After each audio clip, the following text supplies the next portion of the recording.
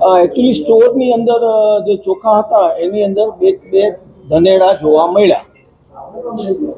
હવે આ છે ને કરિયાણાનો જે માલ બહારથી આવે એ એકચ્યુઅલી સ્ટોરમાં જતો હોય, પછી આ લોકો કિચનની અંદર જ્યારે યુઝમાં લે ત્યારે એ લોકો જોઈને સાફ કરીને પછી યુઝમાં લે.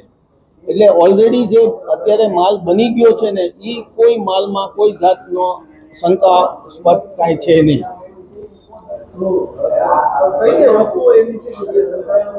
હાજી ના, ચટણી તો અમે રોજે રોજની જ બનાવતા હોય ને સાહેબ. ફરસાણની સાથે જે ચટણી બનાવતા હોય એ આપણે સવારના 9-10 વાગે બની જતી હોય, 11 વાગે રેસ્ટોરન્ટ ચાલુ થાય. હા, પૂરણપુરી સાહેબ જો કેવું છે, અમારે 250 થી 300, 350 થાળીની એવરેજ છે.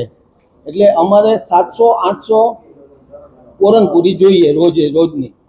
એટલે અમે એ જ રીતના માલ બનાવતા હોય કે જેટલી થાળી આપણે અમારી એવરેજમાં જે જાતી હોય એટલી જ બનાવતા હોય. ના, એમાં એ એકચ્યુઅલી આપણે છે ને પોતાનું મરચું આપણે દળીને લાવીએ છીએ, એની અંદર તેલનો છાંટ મારીએ છીએ અને આ એકચ્યુઅલી પ્યોર છે. આજ તો ધનેડા મળ્યા છે. હા, 1-2 ધનેડા મળ્યા, એ તો મેં પહેલા જ કીધું મેં.